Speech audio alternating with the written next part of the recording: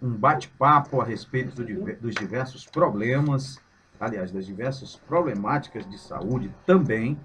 E aí a gente conversa com o Dr. Álvaro, sempre no oferecimento da Clínica Pai, que é a prestadora Álvaro Ernesto, fazendo tratamento de transtornos mentais, dependência química. E a Clínica Pai, você sabe que fica na rua Nossa Senhora da Assunção, número 13, ali na Cidade Alta, na rua da Câmara de Vereadores, lá em Camamu. Doutor Álvaro e sua equipe fazem atendimento de doenças nervosas e de dependentes de drogas. Estão lá à disposição, aguardando a sua visita. Bom, e como eu disse, hoje, no nosso bate-papo da semana, a gente fala sobre epilepsia, esse assunto, né? E com certeza a gente tem muito a esclarecer para as pessoas na tarde de hoje, não é isso, doutor Álvaro? Boa tarde. Boa tarde, Zito, Rony. Boa tarde, Souza. E boa tarde, os ouvintes da Litoral, que nos prestigiam toda semana, ouvindo e participando dessa prestação de serviço. Doutor Álvaro, epilepsia, muita gente tem um receio muito grande, até de tocar nas pessoas que têm esse problema. Mas o que é mesmo a epilepsia? Bom, em primeiro lugar, a epilepsia é uma condição clínica, uma patologia prevalente em 1% da população mundial, que equivale em torno de 50 milhões de pessoas. No Brasil, em torno de 1,2%, que está em média de 2 milhões de pessoas, e se diagnostica em média de 3 milhões de casos novos por ano. A epilepsia é uma condição clínica resultante de descargas elétricas anormais, como se o cérebro fosse um conjunto de fios descapados, né, que desse um curto-circuito, e aquele curto-circuito ele repercute em algumas funções. Por exemplo, o indivíduo fica inconsciente, começa a apresentar tremores, relaxa os esfíncteres, podendo se urinar, defecar, e com dificuldade respiratória, babando. Isso nos casos mais graves. Existe casos onde a pessoa tem apenas uma pequena ausência, né? Fica como se tivesse apagado por alguns segundos ou um minuto ou dois e depois volta ao normal. É uma disfunção nessa questão neurológica, então. É uma disfunção neurológica, né, de múltiplas causas. A epilepsia, a mais comum, é chamada essencial, aquela que não se distingue a causa, porque o defeito é bioquímico. Mas, por exemplo, uma cicatriz no cérebro resultante de uma cirurgia, uma cicatriz no cérebro resultante da cisticercose, que provoca uma calcificação, uma cicatriz no cérebro resultante de um trauma, de um AVC, de um derrame, tudo isso pode causar crises convulsivas repetidas, o que se dá o nome de epilepsia. Agora, doutor, qual a incidência de ocorrência de epilepsia? Assim, tem consequência por idade, por condição do sistema imunológico? Como é que a gente pode falar a respeito disso? Bom, os países subdesenvolvidos têm uma incidência maior, uma prevalência maior do que os países desenvolvidos, porque existem inúmeras causas, desde verminoses até doenças neurológicas como meningite, acidentes com traumatismo craniano, é, partos com dificuldade na hora de nascer, anóxia, quer dizer, dificuldade de oxigenação no parto, e o alcoolismo. Não podemos esquecer que alcoolismo e o uso de outras drogas causa crises convulsivas, inclusive crises convulsivas fatais, levando à morte da pessoa quando no estado de abstinência. Agora, já que o senhor falou de crise convulsiva, doutor, em relação a esse assunto, o que é que podemos dizer a respeito para que as pessoas fiquem realmente por dentro dessa situação? Então vamos ao mais importante. O mais importante é que esta é uma condição clínica, é uma patologia que enfrentou, onde os portadores enfrentaram é um preconceito muito grande na antiguidade, porque se pensava que as crises convulsivas do epiléptico transmitiam-se de pessoas a pessoa, que aquela baba, que aquela secreção era um veículo de transmissão, quando não é verdade. A única forma de se transmitir alguma coisa é no caso de meningite. A meningite pode ter a convulsão como um dos sintomas. Então, se transmite a meningite e não a epilepsia. A epilepsia não é transmissível, ela é tratável e as pessoas precisam apenas seguir normas rígidas de acompanhamento médico e de uso de medicamentos. Agora, doutor, é possível classificar a epilepsia? É possível, a epilepsia ela pode ser parcial, ela pode ser complexa, ela pode ser... a epilepsia é causada por um foco cerebral, né? A forma mais simples. Às vezes é causada por múltiplos focos cerebrais, dando aquele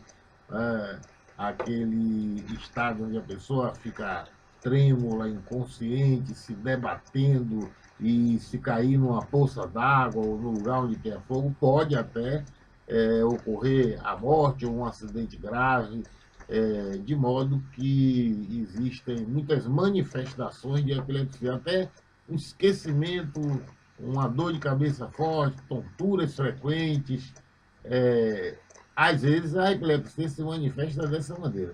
Uma coisa muito importante para a população: nem sempre a epilepsia é comprovada no eletroencefalograma. Então, por isso que o médico experiente, que normalmente é tratado pelo neurologista, às vezes pelo psiquiatra, por alguém que trabalha com saúde mental, mas principalmente pelo neurologista. E os neurologistas sabem que nem sempre a epilepsia pode ser documentada no exame. Às vezes se faz a tomografia está normal, o eletrocefalograma está normal, mas a história clínica autoriza o médico a diagnosticar e tratar a epilepsia. Diante de uma situação como essa, doutor, quais são os principais sinais que, por exemplo, uma pessoa que está nos ouvindo agora em casa pode observar num paciente, numa pessoa, um ente seu, para que conduza ela ao médico e se concretize realmente o diagnóstico? Quais são os principais sinais ou sintomas que podem ser observados? Bom, a população conhece a epilepsia pelo seu quadro mais aberrante, pelo seu quadro mais grave, que é aquela onde o indivíduo perde a consciência, fica babando, tremendo, se debatendo, né?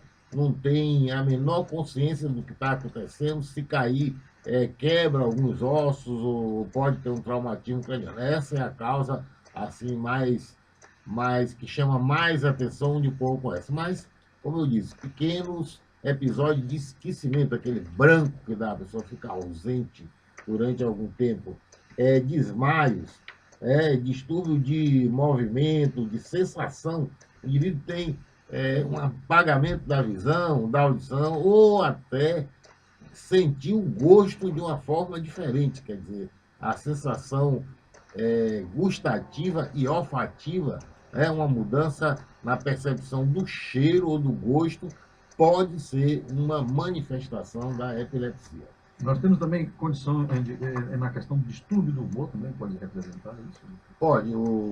Há, sim, uma marca que quem trabalha com saúde mental verifica muito que as pessoas que têm epilepsia são pessoas extremamente irritadas, são pessoas, talvez, de pavio curto, e muitas delas são hiperativas, são pessoas que se caracterizam assim como nervosas no sentido assim, são acesas, são pessoas elétricas, muito ativas, muito irritadas, né? Um temperamento que muda de humor frequentemente, como se diz, pavio curto.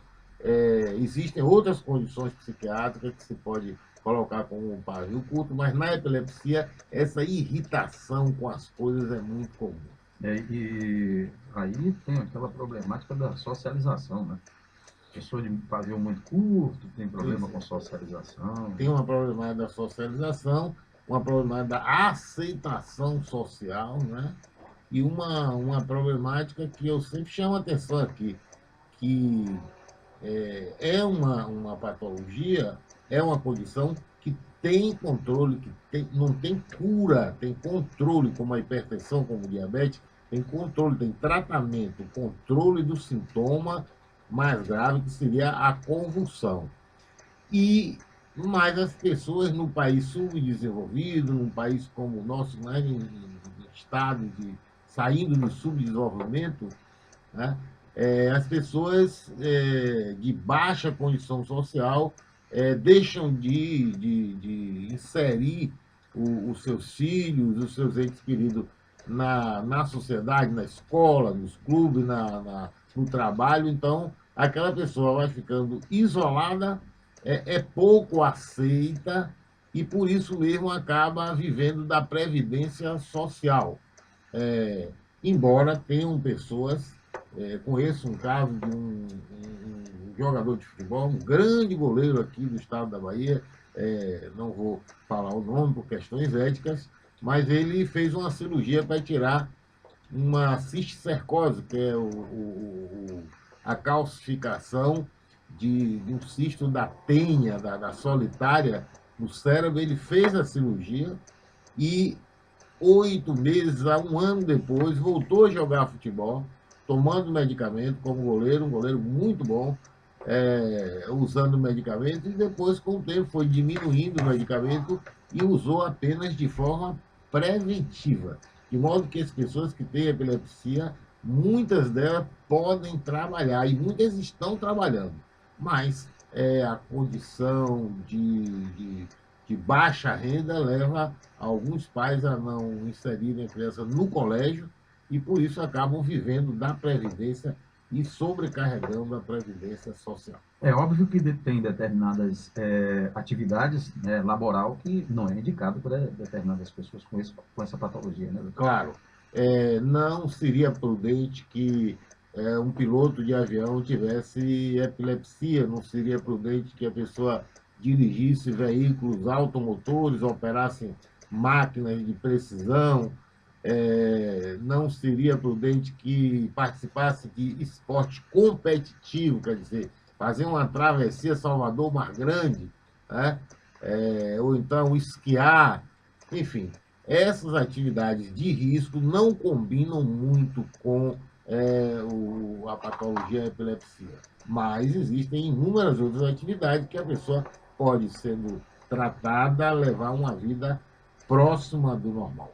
O senhor falou há pouco de tratamento, doutor, então existe essa possibilidade de um acompanhamento médico com esse tratamento através de medicamentos e também essa questão cirúrgica que o senhor acabou de falar, né? Hoje, né, a neurologia, a neurofisiologia, ou seja, o tratamento das patologias mentais, neurológicas, psiquiátricas, avançou muito, avançou ao ponto de se ter várias classes de medicamento. Antigamente se tinha apenas o Gardenal, o fenobarbital.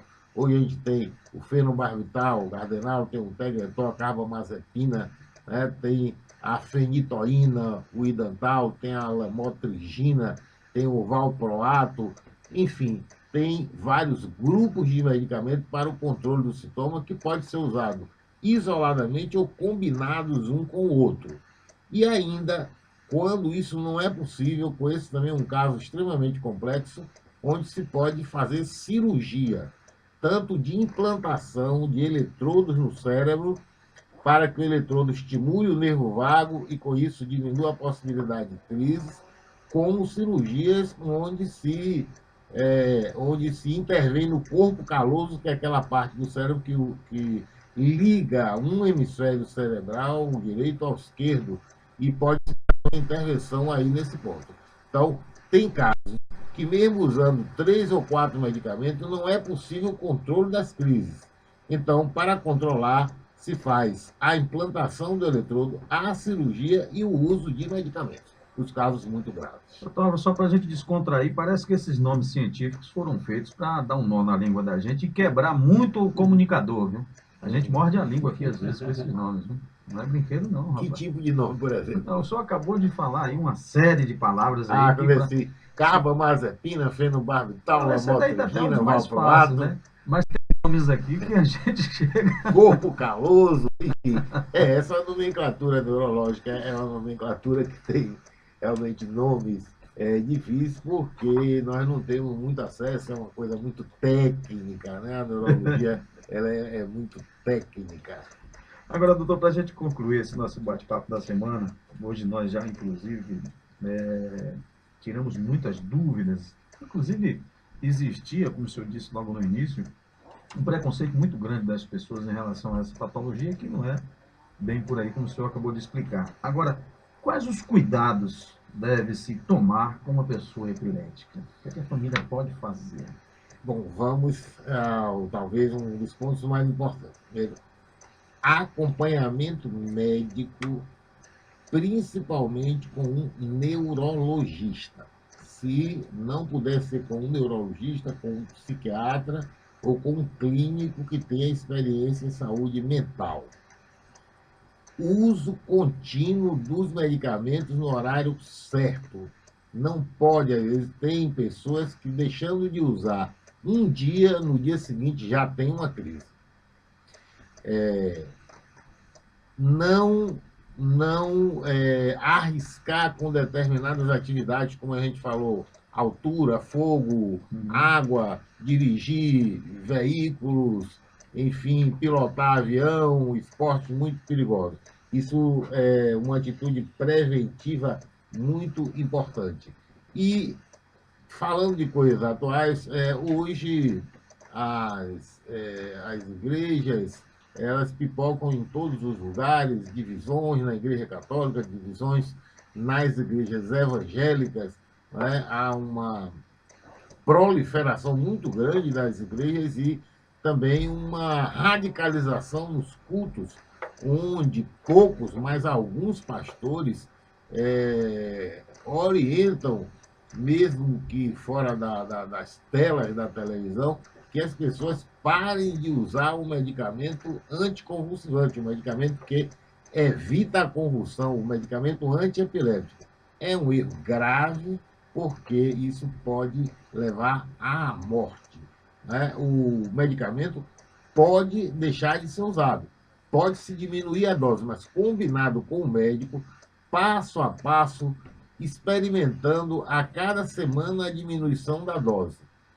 Não é prudente suspender um medicamento antiepiléptico, anticonvulsivo, porque o indivíduo pode entrar em crise e morrer. Então, precisamos separar a religião da ciência e elas podem conviver muito bem, a religião e a ciência, mas uma não deve intervir na outra. Agora, doutor, um fato também que é bastante interessante a gente chamar a atenção é que naqueles momentos de crise pode acontecer que a pessoa tenha até um traumatismo craniano, uma queda, ou a forma como ele é colocado em um lugar. E às vezes as pessoas, com aquele receio de tocar, deixam as pessoas se debatendo lá e pode ter um problema sério nessa questão, né? É o melhor local para se prevenir sequelas numa crise convulsiva seria a pessoa estar no chão. Vamos seguir, né? Do chão não passa. Então, o chão seria o melhor lugar. Às vezes, as famílias ficam assim, mas meu parente está colocado no chão, tal, mas é o lugar mais seguro, porque quanto maior a altura, maior o risco de traumatismo craniano, de quebrar uma costela, de quebrar um braço. Por quê? Porque na hora da crise a pessoa fica completamente desprotegida. Ela está inconsciente, ela não tem nenhum reflexo para se defender, ela não vai usar a mão, a perna para se defender. E uma outra forma de se ajudar, antigamente se mandava puxar a língua, não é prudente puxar a língua, porque na crise epiléptica o comum é fechar a boca, né, e o dente cortar a língua. Então, se puder proteger o dente com algum pano, uma gaze, alguma coisa entre as duas arcadas dentárias, tudo bem. Mas não puxar a língua, porque pode cortar a língua e pode cortar o dedo de quem coloca a mão na boca de uma pessoa em crise. Na crise, há uma fase chamada de tônico-clônica, que é na hora que o indivíduo está se batendo muito, e logo em seguida isso há um relaxamento total. Quer dizer, a pessoa fica inconsciente, os músculos ficam como se tivesse completamente relaxado. Se houver uma queda nessa hora, essa queda pode fraturar muitos ossos. Doutor, a gente gostaria, mais uma vez, de agradecer aqui a participação do senhor. Hoje tenho certeza que também, como nas outras oportunidades, conseguimos aí dirimir inúmeras dúvidas das pessoas em relação a essa patologia, a epilepsia. E na próxima quinta-feira nós estaremos de volta. Fé em Deus aqui, não é isso? Pois não, gente. Estaremos de volta, continuando esse bate-papo que leva às pessoas informações, né? É uma prestação de serviço na área de saúde. As pessoas que tiverem alguma dúvida podem se comunicar através do site da Litoral, através das páginas da Litoral no Facebook, através de e-mails ou através de telefone. E a gente poderá responder a isso.